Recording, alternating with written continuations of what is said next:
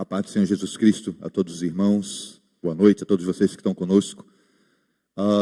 Não sei quem está na técnica do som, a voz está um pouco metálica. Se você puder regular para mim com um pouco mais de grave e ajustar. É o quê? Alguém está apontando para o outro lado. É lá. Tá bom. Obrigado. Queridos, 72 anos de fundação da Igreja Presbiteriana, 12 de agosto. Eu sei que normalmente nós temos em nossos corações certas datas que são marcantes para nós e que nós consideramos mais importantes. Por exemplo, eu tenho certeza que o aniversário de 70 anos foi um marco maravilhoso e vocês talvez estejam esperando os aniversários de 75 anos e de 80 anos.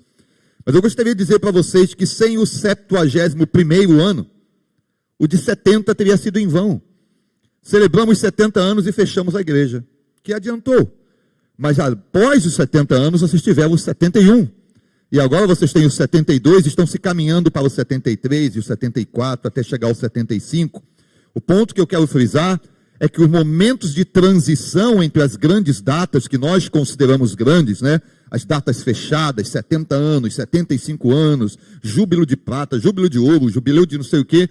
Mas entre esses momentos de datas marcantes e que nós, humanos, consideramos como poderosas, são as datas de transição, aquelas que parecem não ter tanta importância, que fazem a conexão de ligar uma data à outra e que dizem: o nosso Deus continua trabalhando na igreja dele. Ele não a deixou, ele não celebrou 70 anos e fechou e encerrou, mas ele continua operando. Ele é o Deus Emanuel e até aqui nos ajudou o Senhor. Aleluia. Nessa noite é uma honra para mim estar com vocês e eu agradeço ao pastor Emanuel, ao pastor Lucas, a confiança, a honra de me passar a oportunidade de celebrar junto com vocês e compartilhar a palavra do Senhor com vocês também. Quero agradecer a alguns irmãos da nossa igreja Batista Betel do Augusto Franco que estão conosco. Pudessem, por favor, se colocar em pé para que a igreja conhecesse vocês. Obrigado. Nosso diácono Wilson e acompanhando os nossos irmãos, a diaconisa, pode sentar. Amém. Queridos, nós nos alegramos muito em saber que o tema que vocês escolheram foi esse que está aí. 1 Coríntios 13, agora pois permanecem a fé, a esperança, o amor, estes três, porém o maior destes é o amor.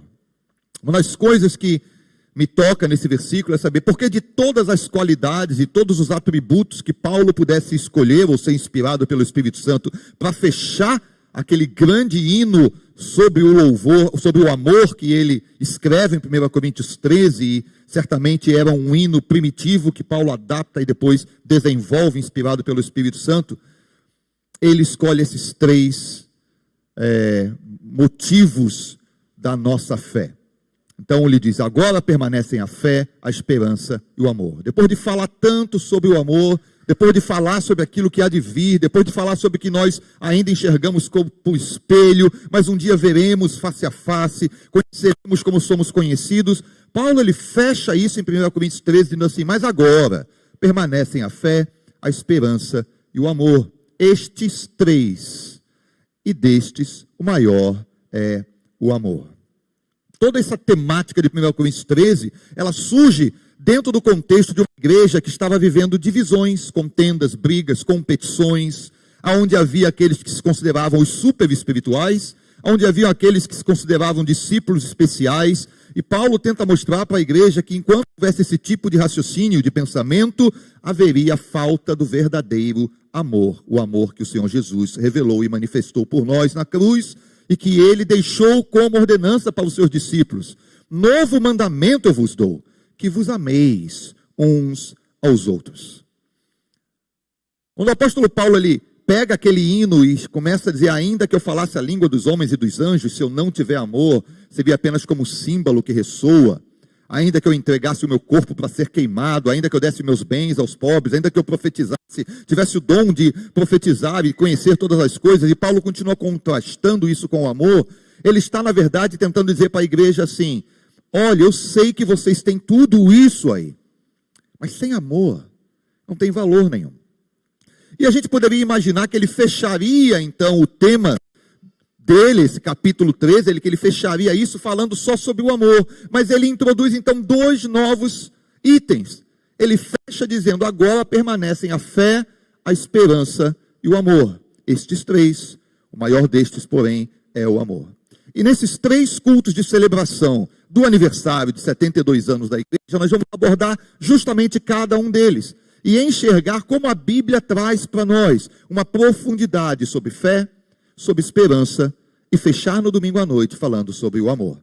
Eu convido vocês que estão hoje aqui, que vocês possam vir amanhã pela manhã e vir amanhã à noite, para que nós possamos fechar em nossos corações o total da mensagem apostólica sobre isso que deve permanecer em nós: a fé, a esperança e o amor. Na noite de hoje, nós vamos estar falando sobre unidos pela fé. O primeiro das palavrinhas que Paulo utiliza aí, que diz que permanecem. E essa unidade da fé, ela é muito bem representada e apresentada nesse texto que eu convido vocês a abrirem, Efésios capítulo 4, dos versículos 4 a 16.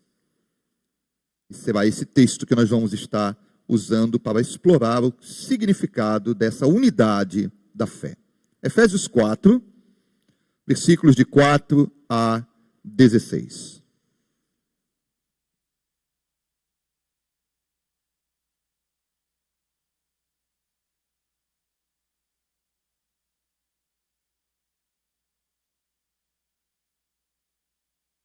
Está escrito assim na palavra do Senhor. Novamente, o pessoal do som, eu só queria pedir que pudesse me dar um pouquinho de ganho. Eu estou sentindo que eu estou forçando um pouco a voz, ou eu estou sem retorno, não sei, talvez virar esse retorno. Posso virar para cá? Ok? Alô, som, agora eu estou me ouvindo, obrigado. Efésios 4, de 4 a 16, diz assim: há somente um corpo, e um só Espírito, como também fostes chamados numa só esperança da vossa vocação. Há um só Senhor, uma só fé, um só batismo, um só Deus e Pai de todos, o qual é sobre todos, age por meio de todos, está em todos. E a graça foi concedida a cada um de nós, segundo a proporção do dom de Cristo. Por isso diz: quando ele subiu às alturas, levou o cativo o cativeiro e concedeu dons aos homens. Ora, o que quer dizer subiu, senão que também havia descido até as regiões inferiores da terra? Aquele que desceu é também o mesmo que subiu acima de todos os céus para encher todas as coisas. E ele mesmo concedeu uns para apóstolos, outros para profetas, outros para evangelistas e outros para pastores e mestres, com vistas ao aperfeiçoamento dos santos, para o desempenho do seu serviço, para a edificação do corpo de Cristo, até que todos cheguemos à unidade da fé e do pleno conhecimento do Filho de Deus, a perfeita varonilidade, a medida da estatura da plenitude de Cristo, para que não mais sejamos como meninos, agitados de um lado para outro e levados ao redor por todo o vento de doutrina, pela artimanha dos homens, pela astúcia com que induzem ao erro.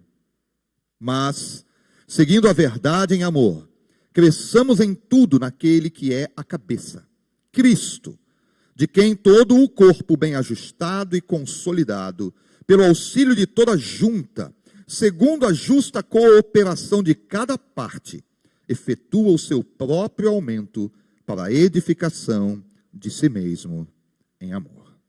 Vamos orar? Ó Senhor Deus, a Tua palavra é belíssima e profunda. E nós, Senhor, como seres humanos, dependemos da iluminação do Teu Espírito Santo, para que não sejam apenas letras decoradas, mas vida que se faz vida em nós. Em nome do Teu Filho Jesus, pedimos que o Senhor abra a nossa compreensão, nos ilumine e nos alimente nesta noite com a Tua palavra, porque a Tua palavra é Espírito e vida. Em nome de Jesus. Amém. Queridos, esse texto, o texto da unidade da fé, ele eles se encontram aqui na carta aos Efésios, onde o apóstolo Paulo ele vai defender a sua tese de que Deus não está mais olhando e procurando ver quem é judeu e quem é gentio, mas Deus pegou os judeus e pegou os gentios, e de ambos ele fez um novo homem, um novo corpo, uma nova existência sobre a terra, chamada a igreja. Deus olha e busca ver a sua igreja, o seu povo, que se chama pelo seu nome. Ele uniu ambos em um novo homem. Paulo gasta o capítulo 2 e 3 de Efésios defendendo e provando e mostrando essa tese para que nós pudéssemos entender que ele derrubou a parede de separação e de ambos fez um. E evangelizou paz aos que estavam perto e paz aos que estavam longe. Então no capítulo 4 ele vem agora falar sobre essa unidade da fé e falar sobre como isso é construído. E ele nos diz então que embora exista, você do capítulo 4, do versículo 4 ao 6, ele diz, há um só corpo, ou seja, existe um só corpo, existe um só Espírito, existe uma só esperança da vocação, existe um só Senhor, existe uma só fé, existe um só batismo, existe um só Deus que é Pai de todos e age por todos, está em todos. Mas embora ele afirme aquilo como fato, isso é o que existe, ele então diz que isso tem que ser construído na igreja. E Deus concedeu para a sua igreja homens dons. Através de Cristo, Cristo derramou e dá à sua igreja homens dons, apóstolos, profetas, evangelistas, pastores, mestres. E essa lista não é exaustiva, mas é uma lista dizendo que esses homens dons, homens e mulheres, dons, homens aqui no genérico, são dados à igreja com o objetivo de aperfeiçoar os santos. Aperfeiçoar os santos para que eles desempenhem o seu serviço. E que esse serviço seja para a edificação do corpo de Cristo. E o propósito final disso, no versículo 13, é que isso vai acontecer, esse aperfeiçoamento dos santos, esse desempenho do serviço, essa edificação do corpo de Cristo, ela vai acontecer até que cheguemos à unidade da fé e do pleno conhecimento do Filho de Deus. Então, essa unidade da fé é o objetivo, o propósito e a razão pela qual existe a edificação do corpo de Cristo. Ela vai acontecer até que nós chegamos lá. Enquanto nós não chegarmos lá, o corpo de Cristo continuará sendo edificado pelos apóstolos, profetas, evangelistas, pastores, mestres e todos os que Deus chamar e derramar os seus dons para essa edificação. Essa unidade da fé, é preciso que a gente estabeleça uma certa diferença, que se tornou até comum, talvez vocês conheçam os exemplos, mas eu não quero aqui julgar que alguém já sabe tudo, então estou trazendo os exemplos bem fáceis para que a gente possa entender a diferença. Saiba essa diferença. Batata é batata, purê de batata é outra coisa. Um saco de batatas contém muitas batatas, todas juntas e todas ali. Mas um purê de batatas, você não consegue saber mais quem é a batata. Que batata deu origem ao quê? Saiba essa diferença e mantenha na sua cabeça. Porque tem outros exemplos que vão nos ajudar a entender. Saiba a diferença entre areia e argila. Areia, por mais que seja fininha, por mais que você olhe aquela areia tão branquinha e bonitinha, ela sempre será formada por milhares de grãozinhos que não se unem. Mas a argila ela é formada de tal maneira que ela se compacta e pode ganhar forma. E é através da argila que o oleiro faz os seus vasos. Saiba a diferença entre um saco de batatas e o purê de batatas. Saiba a diferença entre a areia e a argila. Saiba a diferença entre união de pessoas e a unidade do corpo de Cristo. A união de pessoas é como um saco de batatas, é como areia. A unidade do corpo de Cristo é como purê de batatas e é como argila. A unidade sempre foi um desafio e um desejo constante nos escritos do Novo Testamento. E se você quiser abrir a sua Bíblia, nós vamos abrir bastante ela, então fique com ela aí na mão, ou celular, tablet, o que seja. E você que está nos acompanhando através da transmissão, abra a sua palavra, abra a Bíblia, abra a palavra de Deus que você tem em casa e acompanhe. Romanos capítulo 15, versículos 5 e 6. O apóstolo Paulo, inspirado pelo Espírito, escreve dizendo: ora, o Deus da paciência e da consolação vos conceda o mesmo sentir de uns para com os outros, segundo Cristo Jesus, para que concordemente e a uma voz glorifiqueis ao Deus e Pai de nosso Senhor Jesus Cristo. Observe que o apóstolo Paulo ele está apelando para a unidade, não a união. É o mesmo sentir, concordemente e a uma só voz. Filipenses capítulo 2, versículos 1 e 2, é um outro texto que apela para a unidade da igreja. Filipenses 2, versículo 1 e 2. Se existe, pois, alguma exortação em Cristo, alguma consolação de amor, alguma comunhão do Espírito, se há entranhados afetos e misericórdias, completai a minha alegria, de modo que penseis a mesma coisa, tenhais o mesmo amor, sejais unidos de alma, tendo o mesmo sentimento. Isso é unidade do corpo de Cristo Jesus. Se você olhar o terceiro texto, João capítulo 17, versículo 20 a 23, vai ver que isso não surgiu do nada.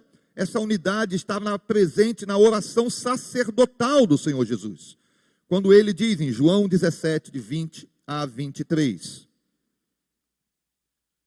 Jesus orando ao Pai e orando pelos seus discípulos, dizendo que ele se santificou por eles, no versículo 20 ele diz: eu não rogo somente por estes, os discípulos que estavam com ele ali, mas também por aqueles que vierem a crer em mim, por intermédio da tua palavra, nós e toda a igreja dos eleitos, a fim de que todos sejam um.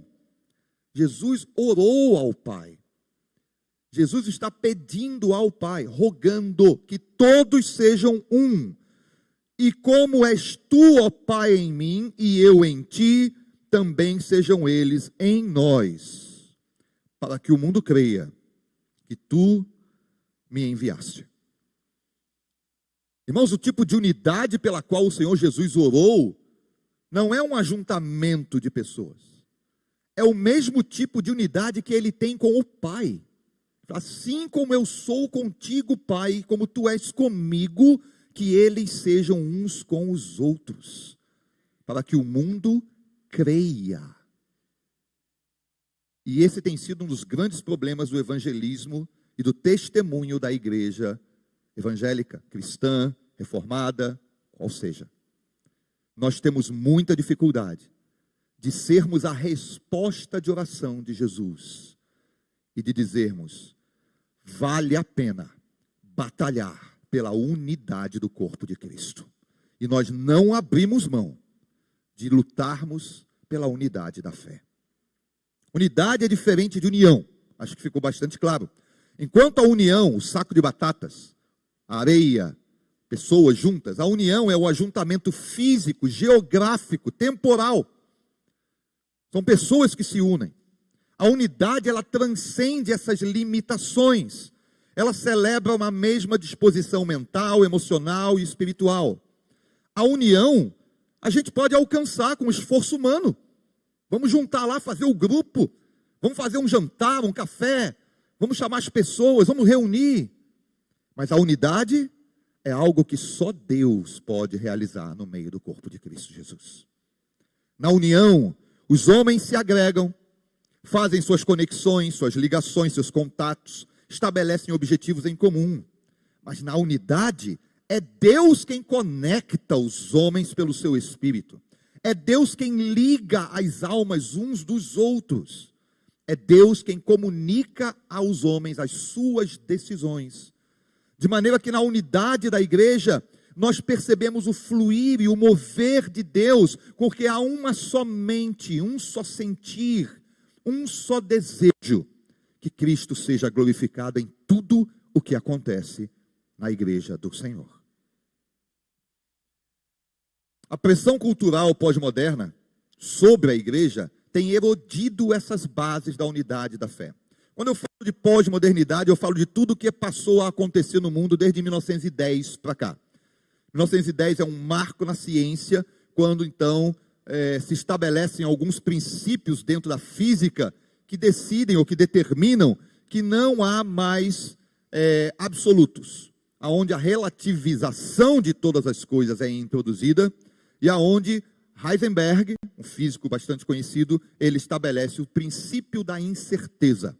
O princípio da incerteza de Heisenberg diz que não é possível você medir a velocidade e a posição de uma partícula ao mesmo tempo. Ou você se concentra na velocidade, ou você se concentra na posição, mas você não pode saber aonde ela está e quão rápido ela está ao mesmo tempo. E esse princípio da incerteza foi sendo explorado pouco a pouco, depois ele foi filtrado para a filosofia, da filosofia passou para as artes, das artes passou para a mídia popular, e aí vem a frase que todo mundo já ouviu: tudo é relativo, nada é certo, cada cabeça é uma sentença. E esse tipo de posicionamento, ele vai erodindo, corroendo aquilo que a igreja deveria dizer: espera aí, existe um absoluto imutável, o nosso Deus, o Pai das luzes, em quem não há sombra de variação alguma. Existe sim uma certeza e uma convicção da nossa fé. Aquilo que Deus prometeu, Ele vai realizar. Ele não é homem para mentir, nem filho do homem para se arrepender. Aquilo que a boca de Deus falou, o braço dele é poderoso para fazer. E essas convicções estão sendo erodidas, estão sendo corroídas através de uma filosofia humanista que se infiltra dentro da igreja, no pensamento muito mais filosófico do que teológico. O meu apelo como pastor, para todos vocês que lidam com a palavra, o ensino, a pregação, o estudo, é: vamos voltar às bases da palavra de Deus.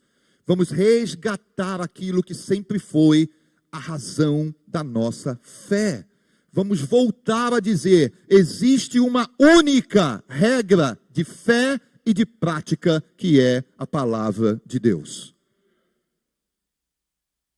Essa erosão, ela aconteceu, e à medida em que a sociedade humana foi absorvendo esses conceitos que eu falei, da física, da filosofia, das artes, nós atingimos um estado de existência social que o filósofo e sociólogo polonês Zygmunt Bauman, ele cunhou uma palavra nova, ele cunhou um termo novo, onde ele diz que nós vivemos numa sociedade liquefeita. Ele trouxe essa palavra, e dessa palavra ele escreveu alguns livros, inclusive ele fala sobre o amor liquefeito, relações liquefeitas, sociedade líquida, amor líquido, relações líquidas. E por que líquidos? Porque assim como qualquer líquido, ele tem uma forma aqui, mas se eu mudar ele de vaso, ele assume agora uma outra forma aqui. O líquido, ele vai se amoldar e se encaixar dentro do formato dos vasos, mas ao mesmo tempo em que ele se acomoda e se encaixa em qualquer coisa, ele sempre escorrega, escapa. Você não consegue segurá-lo, mantê-lo, retê-lo. E essa tem sido a característica da nossa sociedade, uma sociedade que procura acomodar toda e qualquer crença, acomodar toda e qualquer prática, acomodar toda e qualquer postura, mas ao mesmo tempo tudo é efêmero, tudo passa, tudo flui, tudo filtra.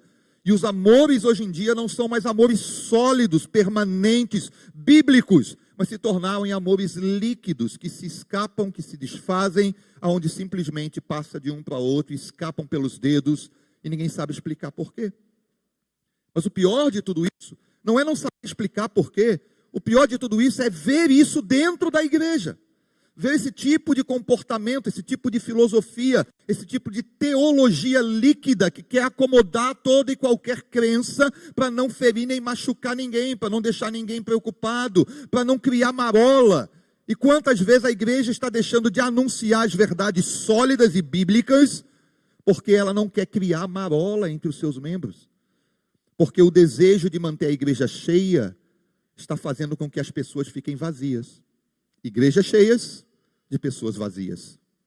É muito melhor ter um grupinho de 12, porque foi assim que Jesus revolucionou toda a Ásia. Que a gente busque, irmãos, retomar uma postura muito mais sólida. As expressões religiosas do meu, eu, em detrimento de nós, do nosso, da unidade, elas acabam destruindo aquilo que deveria ser para nós motivo de regozijo.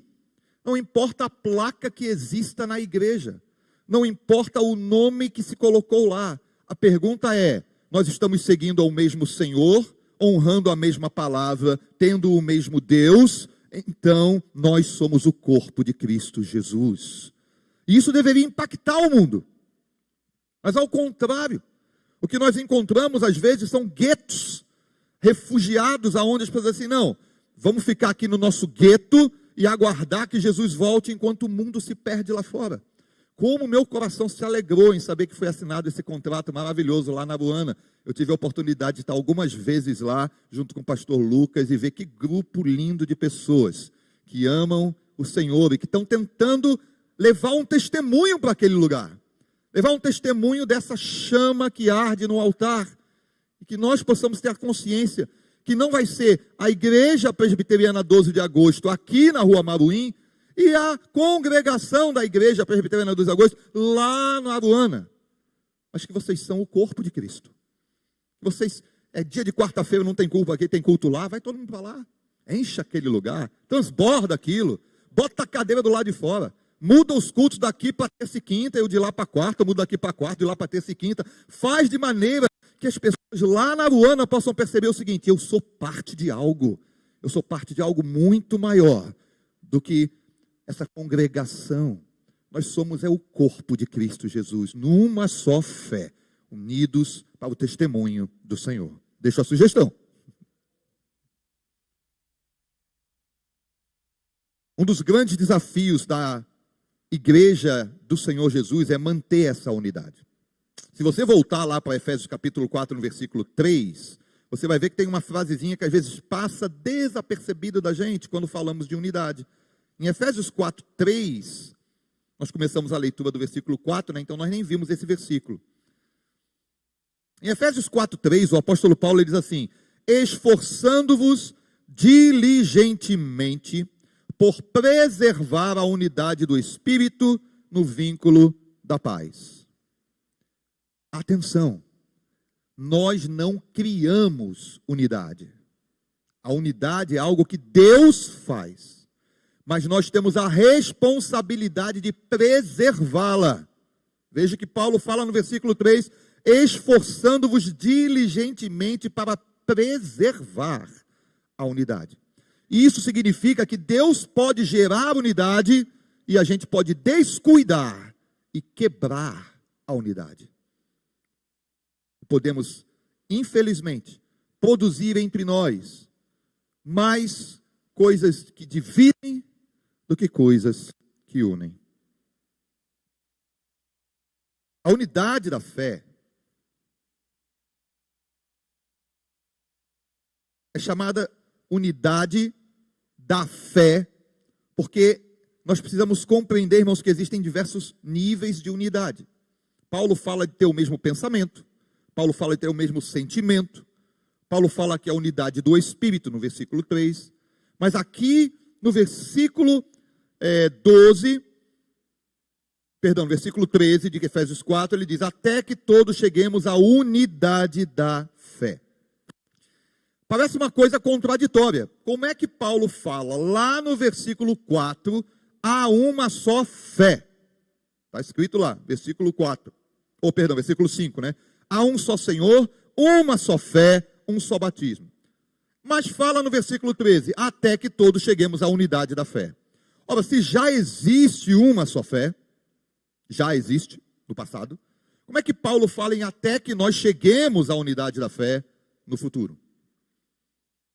É porque, irmãos, não é raro a gente usar a mesma palavra para descrever coisas que possam ser semelhantes, mas não são iguais. Vamos pegar um exemplo aqui, a palavra irmãos. A palavra irmãos pode significar para nós membros da mesma família, pessoas consanguíneas. Mas a palavra irmãos também pode significar para nós crentes em Cristo Jesus. Temos o mesmo Pai espiritual. Na verdade, não há o mesmo sangue fluindo nas nossas veias, mas há um mesmo sangue derramado sobre nós. Eu gosto de dizer essa frase lá na igreja, me perdoe se o pastor não concordar, mas os laços do sangue são superiores aos laços de sangue. É possível que você tenha irmãos, parentes, tios e sobrinhos que não te amem tanto quanto os irmãos em Cristo Jesus têm aqui. Os laços do sangue são superiores aos laços de sangue. Irmão e irmã também pode significar na gíria parceiro. O meu brother, meu irmão. Então a mesma palavra pode ter várias conotações diferentes. Isso acontece com a palavra fé. A palavra fé, no Novo Testamento, ela pode ter vários significados diferentes. Mas eu selecionei aqui 2 específicos para que a gente possa entender essa diferença entre o versículo 5, a uma só fé, e o versículo 13, até que cheguemos à unidade da fé. Ela já existe ou ela ainda não existe? Esta palavra fé, do versículo 3, a uma só fé, é a chamada fé subjetiva, a fé operadora, aquela fé que a gente encontra nos lábios de Jesus continuamente nos evangelhos. Filha, a tua fé te salvou. Mulher, grande é a tua fé. Levanta-te, vai, a tua fé te salvou. É a fé subjetiva. Subjetiva por quê? Porque é a tua fé, sua. A fé que tu tens, tenha para ti mesma. Então ela é uma fé subjetiva porque ela pertence ao sujeito.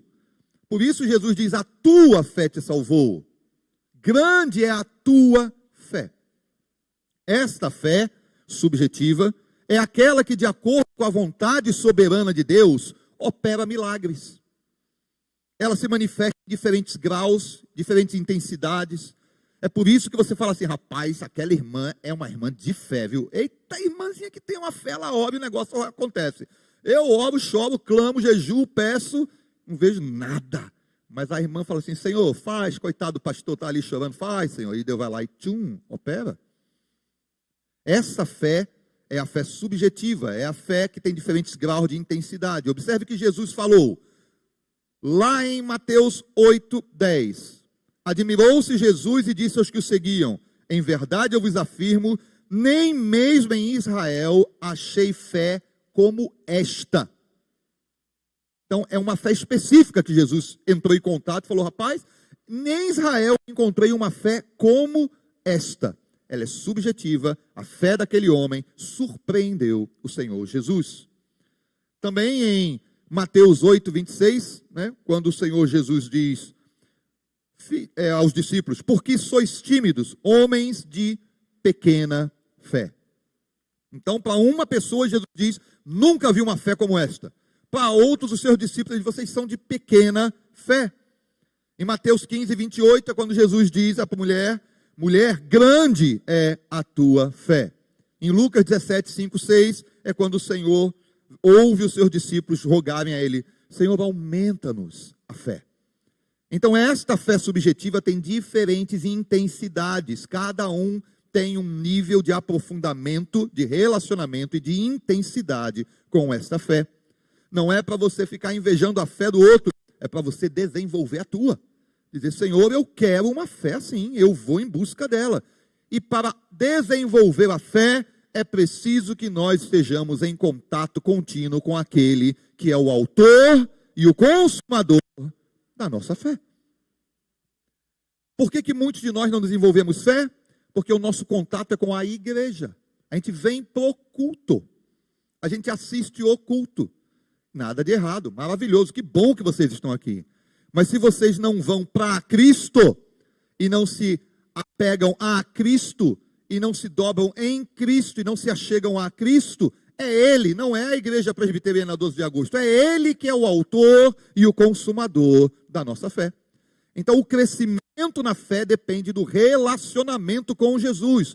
Gaste tempo com Ele, passe tempo com Ele, fique com Ele, ore com Ele, escolha estar ao lado dEle. Se algo que você faz, um lugar onde você vai, alguma coisa que você pratica, você perguntar, Jesus faria isso? Jesus estaria aqui? E a resposta for não, pare, saia, porque você vai ficar lá. Faça a opção por Cristo. Eu quero estar com Jesus e ir aonde Ele vai, estar aonde Ele está. E aí a nossa fé decola. Essa fé subjetiva é a mesma fé que opera na salvação. Quando o coração movido pelo Espírito Santo, através da pregação do Evangelho, o coração que foi tocado pelo Espírito ao ouvir a pregação do Evangelho, porque a fé vem pelo ouvir e ouvir a pregação de Cristo, ou pregação sobre Cristo, conforme o apóstolo Paulo fala lá em Romanos. Então, quando o nosso coração, ou o coração do incrédulo, é tocado pelo Espírito Santo, e ele então tem contato com, se apropria das verdades que estão expostas nas Escrituras, ele entende a sua condição de pecador, ele entende a sua condição de homem perdido, e ele entende que Jesus substituiu-o na cruz, e ele também morreu por nós, carregou os nossos pecados e derramou a vida dele por nós. Aquilo que para nós que somos crentes há anos poxa, mas isso aí eu sei desde pequenininho. Quando o pecador é tocado pelo Espírito Santo e o coração dele se rasga e se abre, como Lídia, quando ouviu as coisas e Deus abriu o coração dela para entender a mensagem do Evangelho, irmãos, esta pessoa então, ela é inundada de fé e ela crê. E aí, ela é salva. E é assim que acontece o processo de salvação. Ele é individual. Infelizmente ou felizmente, a forma que Deus escolheu é que os maridos não serão convertidos, salvos, e não irão para o céu, porque as suas esposas são mulheres crentes. Eles precisarão se converter, eles precisarão se dobrar diante do Senhor. Os filhos não irão para o céu porque os seus pais são crentes enquanto eles vivem lá fora. Um dia eles precisarão viver aqui dentro. Um dia eles precisarão dizer assim, olha, eu passei um tempão fora de Cristo, não da igreja, porque está cheio de jovem que está dentro da igreja, mas está fora de Cristo. Eu passei um tempão fora de Cristo, mas chegou um momento onde o Espírito Santo me convenceu, onde ele rasgou o meu peito, onde eu entendi todo aquele trabalho da escola dominical, tudo aquilo que foi feito, todas as mensagens que eu ouvi, elas explodem dentro daquele jovem, e ele diz, não é mais o Deus do meu pai, agora é o meu Deus. Agora ele é Deus para mim. Não é mais, mãe, ore por mim. Agora é eu oro por mim. Porque Deus ouve a minha oração. E que momento maravilhoso e lindo é esse na conversão dos jovens, das crianças, de todas as pessoas. É a fé subjetiva que faz isso. Esta fé subjetiva é a fé do versículo 5 de Efésios 4.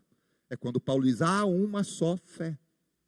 Porque Paulo ele estava falando ali para judeus e gentios e tentando dizer para eles assim, gente, entendam, existem judeus, existem gentios, vocês vieram de um povo, vocês vieram de outro, mas a fé é uma só. Só existe salvação nessa única fé, e vocês só poderão alcançar Cristo e alcançar salvação se vocês se apropriarem desta fé. É a fé subjetiva, aonde tanto o judeu quanto o gentio tem que chegar diante de Deus e se converter, ouvir a mensagem e aceitar Cristo Jesus.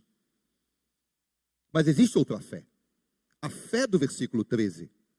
A fé do versículo 13 é justamente o oposto, ela não é a fé subjetiva, ela é a fé objetiva, a fé que nós chamamos de fé doutrinária.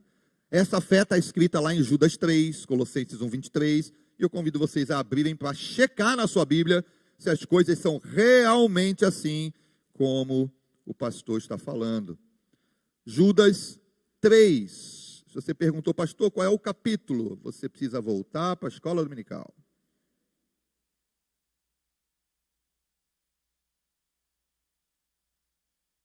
Judas 3. Amados, quando eu empregava toda a diligência em escrever-vos acerca da nossa comum salvação, foi que eu me senti obrigado a corresponder-me convosco, exortando-vos a batalhardes diligentemente pela fé que uma vez por todas foi entregue aos santos. Como é que eu posso batalhar pela fé? Se a fé é um dom de Deus, se é Deus que dá a fé, se a fé é subjetiva, se cada um tem a sua fé, é porque aqui é outro tipo de fé. Aqui é a fé objetiva doutrinária. E Judas, ele estava ali planejando escrever sobre a salvação. Eu vou fazer igual Paulo, vou fazer uma carta sobre a salvação. E quando ele começou a escrever, ele mesmo diz que o Espírito Santo toca neles assim, Judas, já tem Paulo escrevendo sobre Romanos. Eu quero que você escreva sobre outra coisa. eu quero que você escreva sobre a importância de batalharmos pela fé doutrinária, porque hereges infiltraram-se no meio do povo de Deus, e se você ler a carta de Judas, você vai entender que ele gasta toda a carta combatendo as heresias que estavam infiltradas. Esta fé pela qual ele diz assim, temos que batalhar, é a doutrina correta que existe nas Escrituras, na palavra de Deus. Confira lá em Colossenses 1, 23. Colossenses 1, 23. Vamos ler do 22 para fazer sentido. E agora, porém, vos reconciliou no corpo da sua carne, mediante a sua morte, para apresentar-vos perante ele santos, inculpáveis e irrepreensíveis, se é que permaneceis na fé. Como assim, se eu permanecer na fé? Poxa, Jesus me deu a fé, eu já criei, eu aceitei, eu tenho fé. Que fé é essa? Que eu tenho que permanecer nessa fé? O próprio apóstolo responde, alicerçados e firmes, não vos deixando afastar da esperança do evangelho que ouvistes, e que foi pregado a toda criatura debaixo do céu, do qual eu, Paulo, me tornei ministro.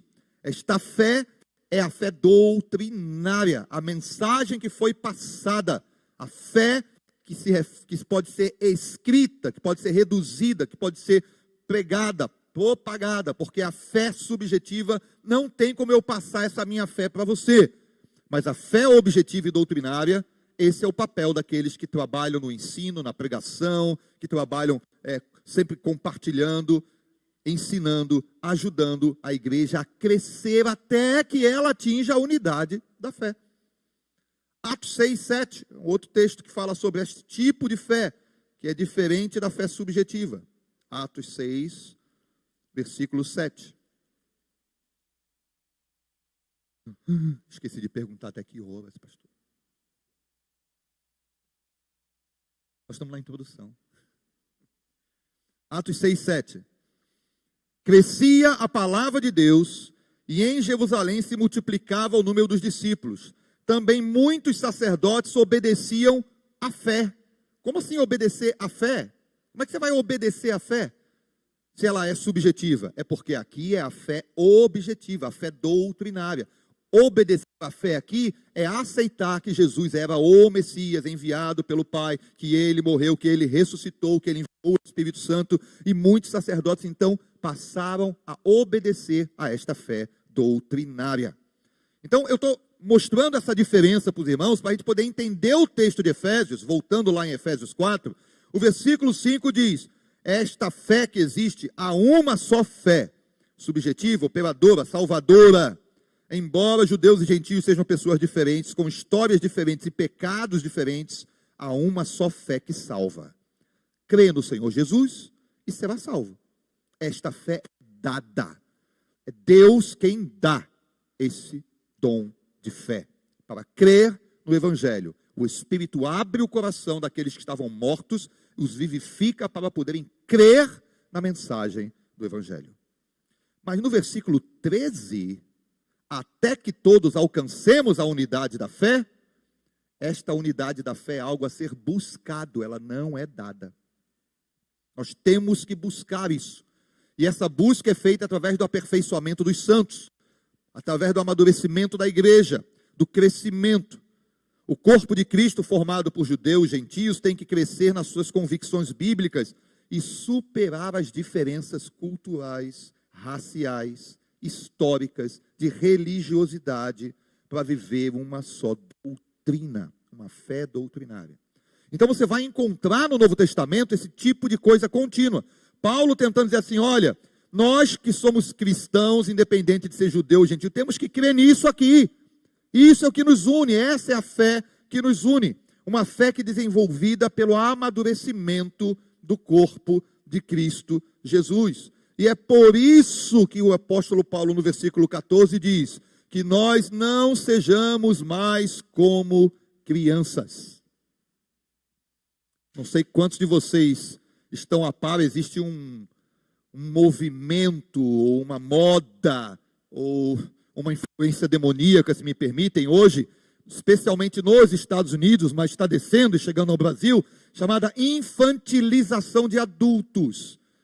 onde várias pessoas já adultas, que já passaram da fase da adolescência, da descoberta, sou ou não sou adulto, eu não quero ser, minha mãe me trata como criança, mas o mundo me diz que eu tenho que trabalhar, tenho que estudar, toda essa fase de crise, tendo já superado essa fase, ou não, pessoas com 25, 30, 33 anos de idade, estão vivendo como bebês, infantilizados, mas isso não é metáfora, é literalmente, usam roupinha de criança, usam short, tomam a sua comida na mamadeira, literalmente. E as mães adoecidas acolhem esses filhos, e esse acolhimento, parece que é a palavra da época, né, desse mundo pós-moderno, tem que acolher, não pode confrontar, não pode chamar atenção, não pode dizer que está errado, tem que acolher. Elas simplesmente reproduzem essa infantilização. Então a mãe faz a mamadeira, e dá a mamadeira para o seu filho de 30 anos de idade. Eles chupam chupeta, eles usam fraldas. Irmãos, isso é algo que está acontecendo, e que gradativamente vai se tomando consciência na mídia, nos consultórios de psicologia, nas pessoas envolvidas com famílias, porque é um movimento estranho demais. Ele simplesmente representa o desejo de eu não quero crescer. Eu não quero responsabilidade, mas ultrapassou aquela fase de síndrome de Peter Pan, aonde eu não quero crescer, mas quero ser adolescentão a vida toda. Meu negócio é surfar, é skate, é viver, nada contra o surf, nada contra o skate, mas tem que trabalhar. Em algum momento, né? Pode trabalhar e surfar, pode trabalhar e skatear, mas agora, por favor, né? Tem que trabalhar, tem que estudar, tem que crescer, tem que se tornar socialmente produtivo. Houve um irmão que certa feita aconselhando comigo, ou conversando comigo, ele ficou um pouco chocado quando eu disse a ele, já tem 38 anos de idade, e eu disse a ele assim, me diga uma coisa que você produziu para a sociedade aos 38 anos de idade. E ele não conseguia. Ele, assim, a vida dele é apenas desfrutar, desfrutar, desfrutar, desfrutar. Então, esse tipo de infantilização de comportamento é que, infelizmente, está acontecendo lá fora. Mas Paulo, ele fala 2000 anos atrás para a igreja de Cristo, cuidado para que nós não sejamos mais como crianças. Atenção na ênfasezinha do advérbio mais, não sejamos mais como crianças. Ou seja, Deus até sabe que todo cristão e toda igreja passa por um momento infantil na fé. Tem aquele momento que a gente está crescendo, está começando, tem aquele momento que a igreja está se formando, tem aquele momento que os grupos estão unidos e é normal que haja meninices. Mas depois de um tempo, a expectativa de Deus, de Jesus, é que nós cresçamos na fé. É que o Espírito Santo gere amadurecimento. É que os homens, dons que Deus dá à igreja, os homens e mulheres que servem o corpo de Cristo, eles ajudem a igreja a crescer na graça e no conhecimento e tentar ir fazendo essa igreja amadurecer, cooperando com o Espírito Santo até que todos cheguemos à estatura do varão perfeito. Então é perigoso se a gente permanece sempre na infantilidade. Por quê, queridos? Porque a criança, o infante, ele gosta de coisas novas. Qualquer coisa, desde que tenha muito show, seja bem teatral. Quanto maior o show, quanto maior a ilusão, quanto maior o sentimento de espantoso e surpresa, muito mais a criança, o infante, ele gosta, fica maravilhado com isso. E assim abre espaço para manipulações dos homens astutos, que induzem ao erro. E é isso que Paulo está falando lá em Efésios. A gente não pode mais ser como crianças. Para alcançar a unidade da fé, nós temos que querer crescer. Irmãos, como qualquer pessoa aqui que já passou por isso sabe, crescer dói. Crescer dói. Dói até mesmo fisicamente. Crescer dói. Né? Você sabe que você fica meio desconjuntado, as roupas não cabem. Você passa por aquela fase transitória, como eu estava falando, né? Que dentro de casa fala assim, menino, está achando que você já é homem? Até criança ainda. E depois diz o contrário. Está se comportando como criança, rapaz? Você já é um homem. E você fica assim, eu sou homem ou eu sou criança? Não é possível. Estou me batendo em Caio, né, Caio? Tu sofre, né, Caio, com esse negócio, né? A mãe diz assim, tu tá se achando um homem agora, né? Tá pensando que é homem, até é menino ainda, até criança. Mas quando estoura a lâmpada, cano d'água, tem que botar o lixo para fora, fala, meu filho, tu é o homem da casa, vai lá fazer. É o homem e a criança. Né? Difícil, né, Caio? Mas vai passar, não se preocupe não, daqui a pouco passa.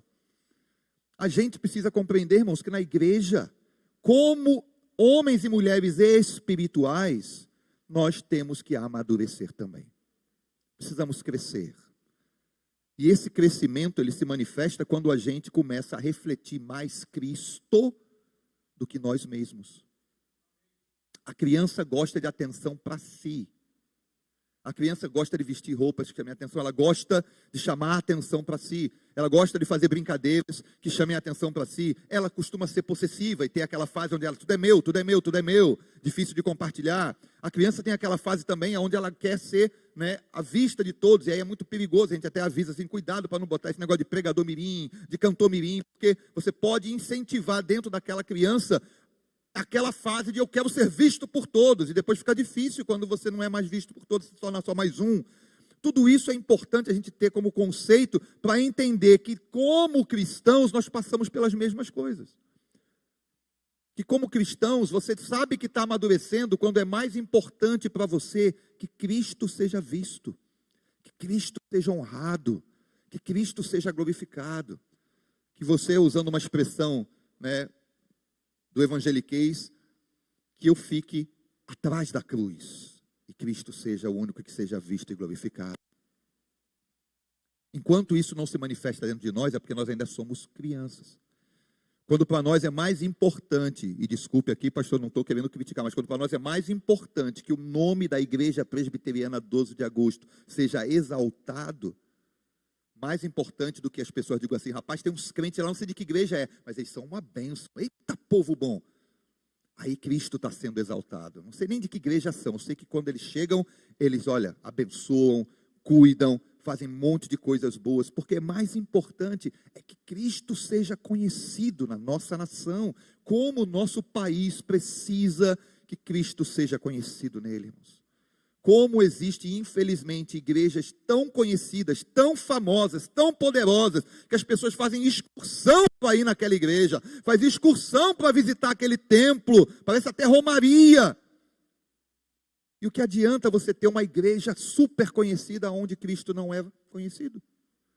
Onde as pessoas do mundo olham e falam assim, ali, ó, tem um ambiqueiro, aquele ali, ó, está envolvido com não sei o quê, aquela outra ali, ó, fugiu com não sei das quantas, o que adianta?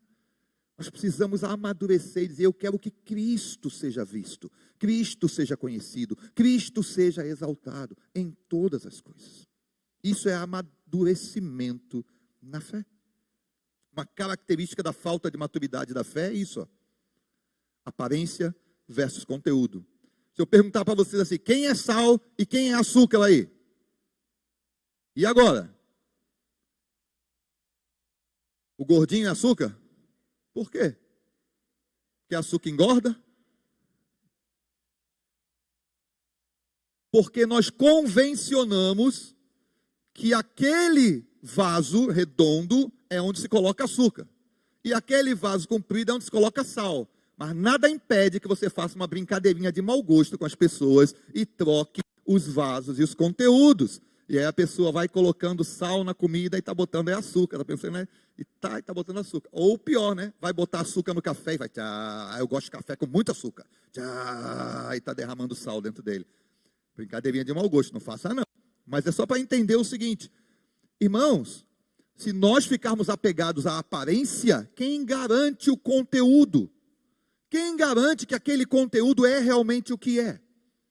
Nós precisamos ter convicção dos conteúdos e não da aparência. E o que o apóstolo Paulo fala em termos bíblicos está em Colossenses capítulo 2, versículos 20 a 23. Falei que a gente ia passear pela Bíblia. Abra aí. Se tudo que eu falar foi esquecido, mas tudo que vocês lerem na Bíblia permanecer, vai ter valido a pena, irmãos. Colossenses capítulo 2, versículos 20 a 23. Observe a argumentação de Paulo em relação às práticas que se fazia. Colossenses 2, de 20 a 23. Se morrestes com Cristo para os rudimentos do mundo, por que então, como se vivesseis no mundo, ainda vos sujeitais a estas ordenanças? Não manuseis isto, não proves aquilo, não toques naquilo outro, segundo os preceitos e doutrinas dos homens, porque todas essas coisas com o uso se destroem. Tais coisas com efeito têm aparência de sabedoria, como culto de si mesmo, de falsa humildade, rigor ascético. Todavia, não tem valor algum contra a sensualidade. São as práticas religiosas que são herdadas, reproduzidas, e que não têm valor algum contra as obras da carne, que Paulo aqui chama de sensualidade. Então, usando aqui exemplos bem claros, a gente entra na igreja e diz: a paz do Senhor, meu irmão, que coisa boa ver o irmão, não sei o quê. Nossa, que roupa horrível, que coisa péssima. A gente fala algo e pensa outro. Diz assim: ô Jesus, que bênção, glória a Deus pelo ministério dos irmãos, pelo coral, que coral lindo, tá? Ninguém nunca me chamou para cantar no coral, todo mundo com voz de pato. Aí, quê. Porque, irmão, são práticas religiosas, a forma de falar, a forma de vestir, né? Homem de gravata, você respeita, né? E se for sem gravata? A gente, às vezes, irmãos, substitui o conteúdo pela forma. Enquanto que a Confissão de Augsburgo, eu espero que os irmãos estejam a par, ou pelo menos, a Confissão de Augsburgo foi um dos documentos da Reforma Protestante, foi feita em 1530, né? E ela foi usada para poder tentar dar o pontapé inicial na unidade da igreja reformada, porque assim, todo mundo estava se reformando, todo mundo estava pegando uma coisa, todo mundo estava fazendo algo, surge uma igreja, surge outra, e aí o que vamos fazer? A Confissão de Augsburgo, então, tenta reunir num documento aquilo que é considerado assim, olha, isso é básico para a unidade. E a Confissão de Augsburgo, então, ela diz o seguinte, olha, a verdadeira unidade da igreja deve estar de acordo apenas quanto à doutrina do Evangelho e a ministração dos sacramentos. O uso de velas, símbolos, liturgia, costumes, tradições, nada disso destrói a unidade da igreja.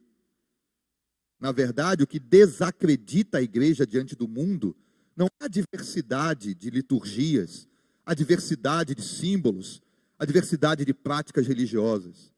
O que desacredita a igreja não é diversidade, é divisão. Divisão, difamação, contenda, mentira.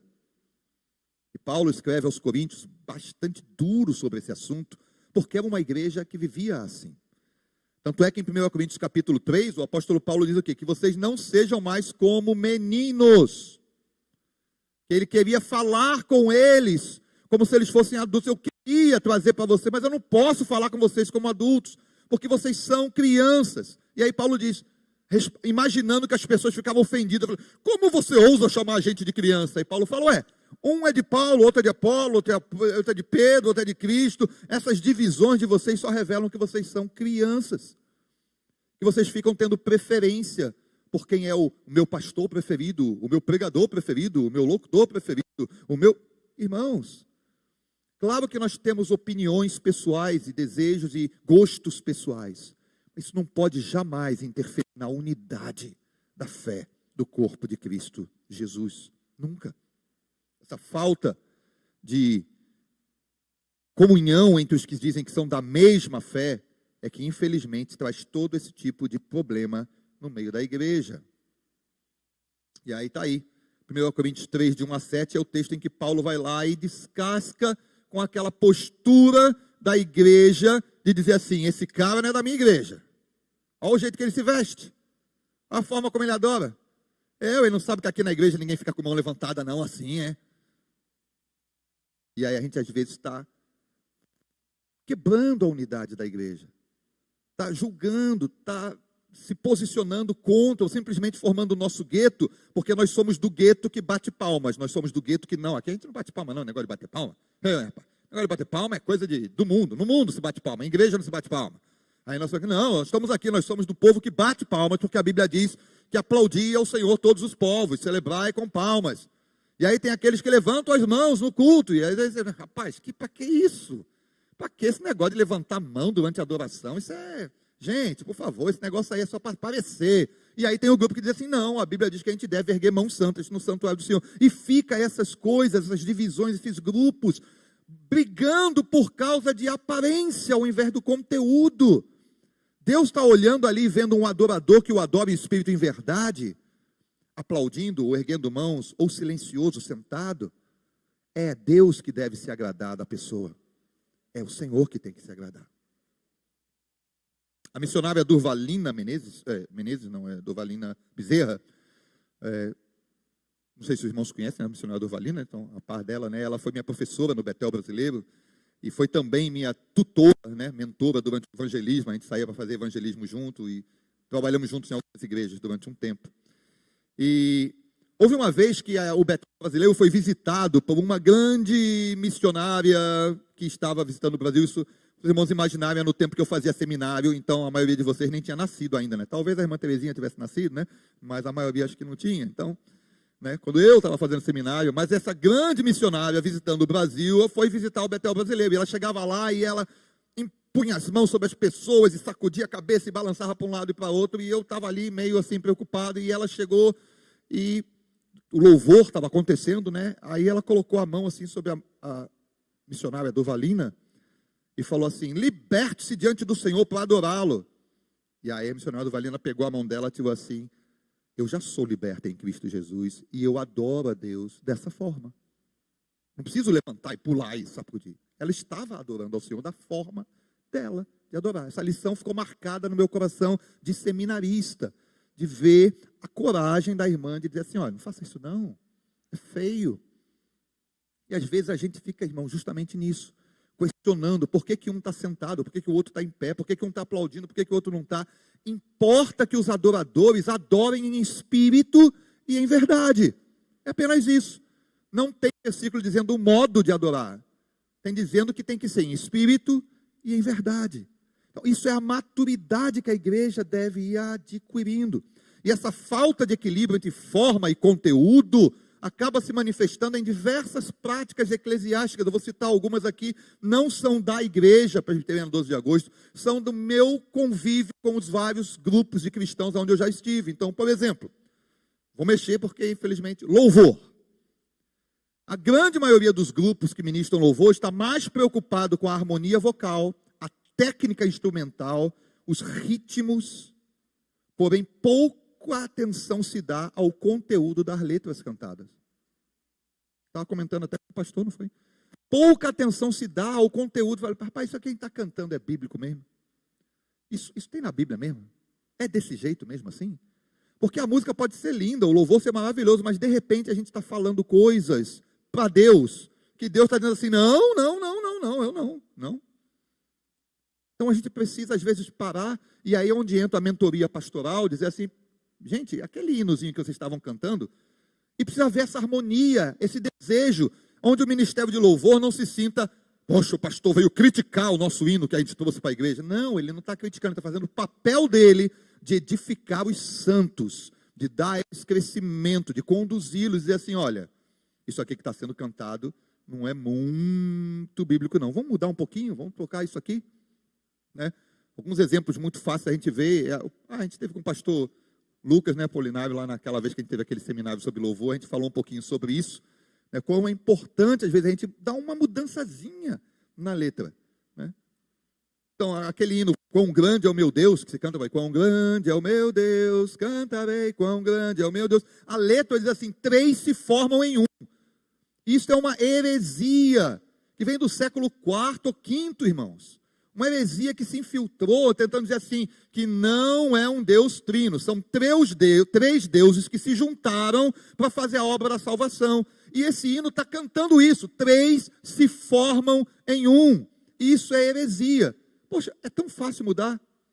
A gente lá mudou na igreja para 3 que são um só Deus. Eles não se formam, eles são 3 que são um só Deus. Pronto, mudou, está ótimo, encaixa, canta e louva ao Senhor. Então, prestar atenção no conteúdo, às vezes, nos dá muito mais resultado de unidade, de maturidade, de crescimento do que a forma. Eloquência, tom de voz e oratória, às vezes impressionam as pessoas mais do que o conteúdo da pregação. Oh, glória a Deus, sim, o Senhor está neste lugar, e nós sentimos a sua presença aqui agora. Aí todo mundo, amém, amém, amém, amém, amém, glória a Deus. Mas e o conteúdo da história? Vamos lá, conteúdo. Então a gente precisa, às vezes, tomar cuidado, porque às vezes a gente está prestando mais atenção na forma do pregador falar, do que no conteúdo do que é falado. O apóstolo Paulo sofria na pele isso, ele fala, toda vez que eu chego em Corinto, a gente fala a mesma coisa, nas cartas você é poderosão, mas quando vem pregar aqui é fraco, só fala, você fala pouco, só fala baixo. A gente gosta mesmo de Apolo, que é o eloquente. Prestar atenção no conteúdo é mais importante do que na forma. Reforma estrutural do prédio. Precisamos reformar a igreja, precisamos construir isso, precisamos construir aquilo. É bênção, glória a Deus que o Senhor dê recursos. Mas o que adianta um prédio reformado com corações devastados? O que adianta um prédio com fachada perfeita e linda quando os irmãos estão vivendo vida de fachada?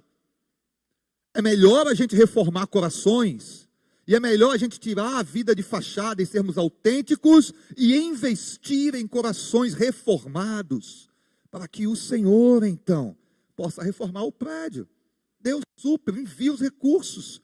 Homens e mulheres de coração transformados, eles ofertam generosamente para a obra do Senhor. A gente sabe que o nosso coração está complicado quando você fala assim, dízimo e oferta, deixa eu ver. Caramba, eu só estou com uma nota de 50 aqui, e agora? Como é que eu faço? Pastor, troca aí para mim que eu quero dar uma oferta na igreja, troca aí por 5 de 10, né? Que aí eu dou uma ofertinha. Meus corações reformados, eles não ficam fazendo conta. O Senhor diz, dá, Ele vai dar. Então é mais importante investirmos em reformas no coração, na vida, na alma. E aí o Senhor suprirá cada uma das nossas necessidades em glória por Cristo Jesus. Práticas religiosas de jejum, de oração, de devoção, de todo mundo chorando, mas lá no fundo do coração mágoa, fofoca, carnalidade, coisas escondidas. Conteúdo ou forma? O que é que nós vamos buscar de Deus na nossa vida? A unidade da fé, ela não pode ser reduzida a uma cultura gospel, onde a gente fala um tipo de língua, veste um tipo de roupa, tem um tipo de atitude, mas não mudou por dentro. Unidade da fé é a comunhão espiritual, que é gerada no amadurecimento dos membros do corpo de Cristo, não apenas na igreja local, que superam as diferenças culturais, as práticas religiosas, à medida em que Cristo é formado em nós. Porque, irmãos, Cristo em nós é a esperança da glória. É isso que a gente quer, ou não é? Eu quero terminar com uma frase de Augusto Nicodemos, o reverendo Nicodemos. Ele diz assim: sou favorável à unidade entre os verdadeiros cristãos, mas não a qualquer preço, não a qualquer tipo de união. Unidade somente é boa e bíblica se for em torno da verdade. Jamais devemos sacrificar a verdade em nome de uma pretensa unidade. Portanto, nós precisamos ser defensores da verdade, como nós lemos em Judas, batalhar diligentemente pela fé que foi dada aos santos. Quando a gente faz vista grossa em nome da unidade, a gente faz isso aqui, trapaceia no cubo mágico. Tem gente que é fera de cubo mágico, né? E tem aqueles que falam assim, rapaz, eu já tentei isso tanto que não deu certo, me dê um pincel aqui, pinta um lado de vermelho, pinta um lado de verde, pinta um lado de amarelo e pronto, está aqui o meu cubo mágico. Isso é trapacear. Então, às vezes nós precisamos ter aquela capacidade dada pelo Espírito Santo de desenrolar os problemas da igreja, ir gerando e girando até conseguirmos a unidade da fé. Mas nunca trapacear, passar por cima, fazer vista grossa. Porque o mais importante, e acho que não ficou muito claro, dá para ler, né? Mais importante do que os nossos gostos e opiniões pessoais é Cristo em nós, que é a esperança da glória. Submeta o teu gosto pessoal a Jesus, Ainda que você diga assim, eu não gosto muito quando aquele irmão toca. Eu não gosto muito quando aquele pastor careca barbudinho vem na igreja, eu nem vou voltar. É direito nosso como seres humanos ter gostos pessoais. A gente pode gostar de algo e não gostar de algo, mas submeta o teu gosto à unidade da fé em Cristo. Diga, Senhor, se o Senhor está presente ali, e se o Senhor está usando ali, e se o Senhor está abençoando ali, quem sou eu para dizer que eu não gostei? Que eu possa dizer, Senhor, seja glorificado, seja o Senhor exaltado. Não a nós, Senhor, não a nós, Senhor, mas ao teu nome, dá a glória. Que Deus abençoe vocês, e obrigado por vocês estarem aqui conosco. Amanhã estaremos de volta. E amanhã a gente vai saber se valeu a pena, né? Porque se esvaziar a igreja, vamos dizer assim, rapaz, ninguém quer não ouvir esse pastor, né? Aí a gente passa para o pastor Lucas mesmo, porque o negócio ficou feio, viu? A paz do Senhor, Deus abençoe vocês. O coral vai estar ministrando agora.